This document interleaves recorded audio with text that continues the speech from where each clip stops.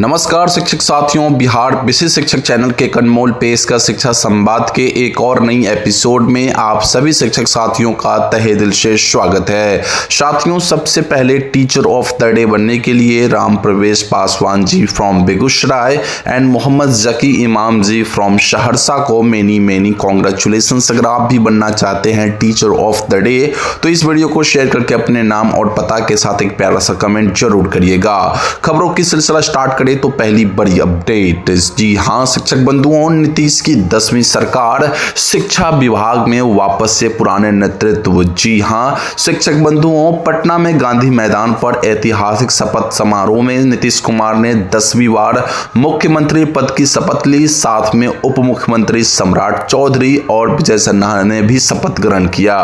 नई सरकार के गठन के बाद शिक्षकों के लिए अहम विभाग जो कि है शिक्षा मंत्रालय, इसकी बागडोर एक बार पुनः शिक्षा मंत्री सुनील कुमार को सौंपी गई, जबकि साथियों शिक्षा विभाग के एसीएस जो है वो बी राजेंद्र महत्वपूर्ण प्रशासकीय जिम्मेदारी को संभालेंगे। वहीं साथियों इन सभी पुराने नए नेतृत्व से शिक्षकों और शिक्षा व्यवस्था में बड़े निर्णय की उम्मीद बढ़ गई है। तो साथियों कहीं न कहीं ये सरकारें तो नहीं है, लेकिन लोग जो है वही पुराने लोग हैं। मुख्यमंत्री हमारे नीतीश जी ही हैं, इसके अलावा उप मुख्यमंत्री हमारे सम्राट जी और विजय जी, या साथ ही साथ सुनील कुमार जी हमारे शिक्षा मंत्री है। तो देखना होगा कि शिक्षा विभाग में किस स्तर पर अब काम जारी होती है। खैर बढ़ते हैं नेक्स्ट अपडेट की ओर और अगली खबर निकल के आ रही है अंतर जिला स्थानांतरण के रिगार्डिंग। तो साथियों बिहार में अंतर जिला स्थानांतरण, प्रखंड और विद्यालय आवंटन की जानकारी। जी हां शिक्षक बंधुओं, बिहार शिक्षा विभाग ने अंतर जिला स्थानांतरण प्रक्रिया के तहत 2 चरणों में कुल 27,171 शिक्षकों को नया जिला आवंटित कर दिया है। बीते कुछ दिनों पहले ही साथियों 2400 कुछ शिक्षकों का नए रूप से जिला आवंटन किया गया था। अब इन शिक्षकों से ई शिक्षा कोष पोर्टल पर 24 नवंबर से 5 दिसंबर 2025 तक 5 प्रखंड का विकल्प लिया जाएगा। और साथियों मैं आपको बताना चाहूंगा, जो जिला आपको आवंटित हुआ है उसी जिले के 5 प्रखंड का विकल्प आपको देना होगा 24 नवंबर से 5 दिसंबर के बीच में। वहीं इसके बाद 10 दिसंबर से 15 दिसंबर तक जिला पदाधिकारी की अध्यक्षता में गठन की गई स्थापना समिति प्रखंडवार रिक्ति के आधार पर प्रखंड आवंटित करेगी। और इसके बाद साथियों मैं आपको बताना चाहूंगा कि 16 से लेकर 31 दिसंबर तक विद्यालयों में कक्षावार विषयवार रिक्ति देखकर अंतिम विद्यालय आवंटन किया जाएगा। और इसके बाद साथियों सभी शिक्षकों का जो स्कूल ज्वाइनिंग है वो आपको नए वर्ष में आपको देखने को मिल जाएगा, वो अपने नए स्कूल में ज्वाइन कर लेंगे। और ये बहुत लंबी प्रक्रिया थी जो कि इस प्रकार यहाँ पे समाप्त हो जाएगी। लेकिन साथियों अभी भी बहुत सारे शिक्षक हैं जिन्हें ट्रांसफर का लाभ नहीं मिल पाया है, तो इसके बाद उनके लिए भी आवाजें जरूर बुलंद की जाएगी। खैर बढ़ते हैं नेक्स्ट अपडेट की ओर और अगली खबर जो निकल के आ रही है एनसीईआरटी एंड एससीईआरटी के हवाले से। तो साथियों एनसीईआरटी एससीईआरटी मिलकर करेंगे बिहार के स्कूलों की पढ़ाई का सर्वे। जी हां शिक्षक बंधुओं, पटना में एनसीईआरटी और एससीईआरटी स्कूलों में चल रही पढ़ाई का व्यापक सर्वेक्षण शुरू करने जा रहे हैं, जिनमें एफएलएन किट के उपयोग, नई शिक्षा नीति के तहत बुनियादी साक्षरता और संख्यात्मक ज्ञान पर प्रभाव तथा कक्षा 1 से 3 के छात्रों के सीखने के स्तर का आकलन किया जाएगा। सर्वे की शुरुआत पटना से होगी और फिर पूरे बिहार में चलेगा, जिसमें गूगल फॉर्म के माध्यम से शिक्षकों व अधिकारियों से जानकारी, एफएलएन किट की प्रभावशीलता की समीक्षा और अंत में विद्यालय निरीक्षण के जरिए छात्रों की पढ़ने लिखने और गणितीय समझ का मूल्यांकन शामिल होगा। इस रिपोर्ट को शिक्षा विभाग द्वारा एनसीईआरटी को भेजा जाएगा ताकि योजना को भविष्य में और मजबूत किया जा सके। तो साथियों आप सभी तैयार रहे और आपसे रिक्वेस्ट होगा कि आप अपने स्कूलों में आपको जो प्रोवाइड किया गया है एफएलएन किट उसका उपयोग कर बच्चों को पढ़ाए, अन्यथा की स्थिति में आपको आने वाले समय में कुछ समस्या का सामना करना पड़ सकता है। तो इस चीज को आप सभी शिक्षक साथी ध्यान रखें और बढ़ते हैं नेक्स्ट अपडेट की ओर। तो अगली खबर निकल के आ रही है साथियों, 5वीं से 8वीं तक के छात्रों को कराया जाएगा शैक्षणिक भ्रमण। जी हां शिक्षक बंधुओं, शिक्षा विभाग ने निर्देश जारी करते हुए बताया है कि सरकारी स्कूलों के कक्षा 5 से 8 तक के विद्यार्थियों को अब जिला स्तर पर शैक्षणिक भ्रमण कराया जाएगा, जहां शिक्षक उन्हें अपने जिले के गौरवशाली इतिहास, महापुरुषों और स्थानीय धरोहरों के बारे में जानकारी देंगे। भ्रमण के बाद स्कूल प्रधानों को फोटो, वीडियो और रिपोर्ट जिला शिक्षा कार्यालय को भेजनी होगी, जबकि खर्च जो है स्कूल के आंतरिक स्रोतों से किया जाएगा।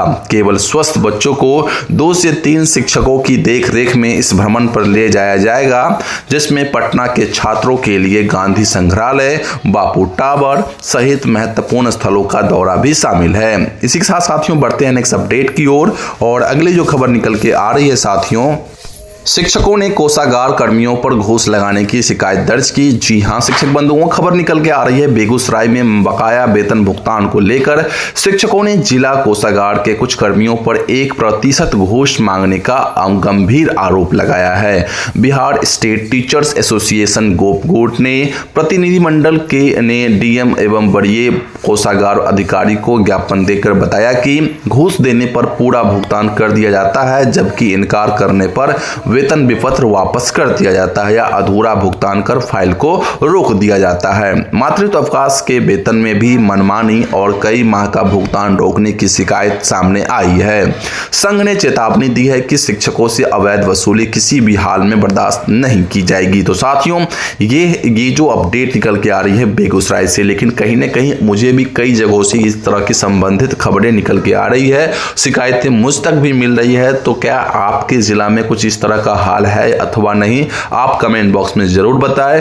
क्या आपके भी बकाया भुगतान में कुछ प्रतिशत की जो है घूस मांगी जा रही है, इसकी जानकारी कमेंट बॉक्स में जरूर दें। बढ़ते हैं नेक्स्ट अपडेट की ओर और अगली खबर जो निकल के आ रही है बेसिक शिक्षकों के एरियर के हवाले से।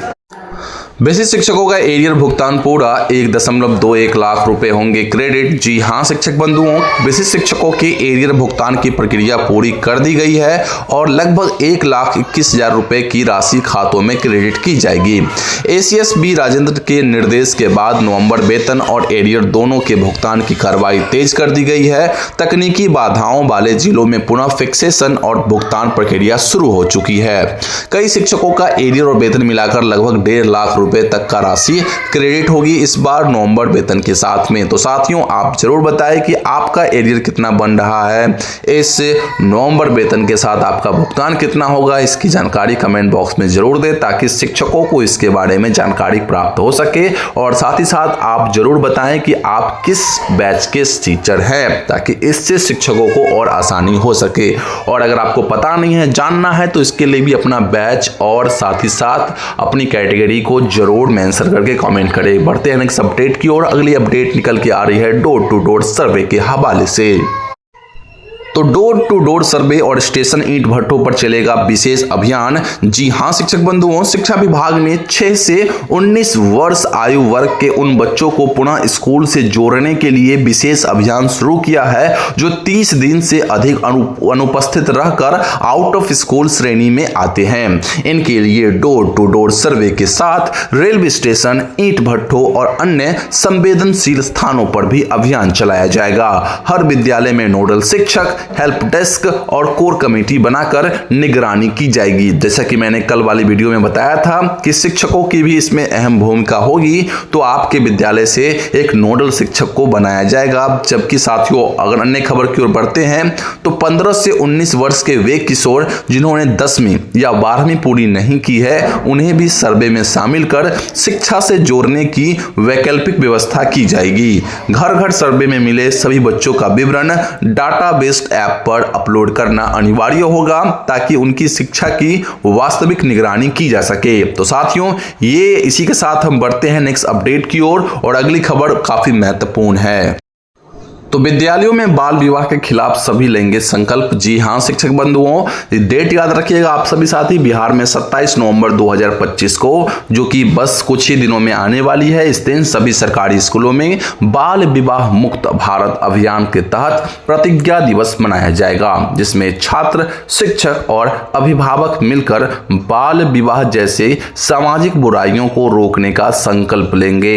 शिक्षा परियोजना परिषद ने राज्य परियोजना निदेशक मयंक बरवरे ने सभी जिलों को निर्देश दिया है कि इस दिन चेतना सत्र आयोजित कर बाल विवाह के दुष्परिणाम, कानून और बाल संरक्षण से जुड़े मुद्दों पर छात्रों को जागरूक किया जाएगा, ताकि समाज में इसके खिलाफ मजबूत संदेश जाए। जी हां शिक्षक बंधुओं, तो डेट याद रखिएगा, एक बार मैं फिर से कहूंगा 27 नवंबर 2025, और इस दिन जरूर सरकारी स्कूलों में बाल विवाह मुक्त अभियान के तहत प्रतिज्ञा दिवस मनाएं आप लोग। इसी के साथ बढ़ते हैं नेक्स्ट अपडेट की ओर। अगली खबर है प्रतिभा खोज के रिगार्डिंग। प्रतिभा खोज परीक्षा में 6ठी से 12वीं तक के छात्र लेंगे भाग। जी हां शिक्षक बंधुओं, विज्ञान एवं प्रौद्योगिकी विभाग के अंतर्गत BCST ने घोषणा की है कि कक्षा 6 से 12 तक के छात्रों के लिए Srinivasa Ramanujan talent search test in mathematics 2025 and doctor CV Raman talent search test in science 2026 की परीक्षाएं 29 नवंबर से 1 दिसंबर तक ऑनलाइन आयोजित होगी। आवेदन निःशुल्क है, जिन्हें छात्र 27 नवंबर तक आधिकारिक पोर्टल पर भर सकेंगे, जबकि प्रवेश पत्र 28 नवंबर से डाउनलोड किए जा सकेंगे। राज्य भर के इंजीनियरिंग कॉलेजों और पॉलिटेक्निक संस्थानों में 4 पालियों में आयोजित इस परीक्षा में 25 वस्तुनिष्ठ प्रश्न होंगे, जिसमें सही उत्तर के लिए 4 अंक और गलत उत्तर पर 1 अंक की कटौती निर्धारित है। तो साथियों, इस चीज को आप सभी साथी ध्यान रखेंगे, अपने विद्यालय के उन सभी बच्चों को जरूर इसमें भाग लिवाएंगे जो प्रतिभा से धनी है। खैर बढ़ते हैं नेक्स्ट अपडेट की ओर। अगली अपडेट है प्रधान शिक्षकों के एरियर के हवाले से।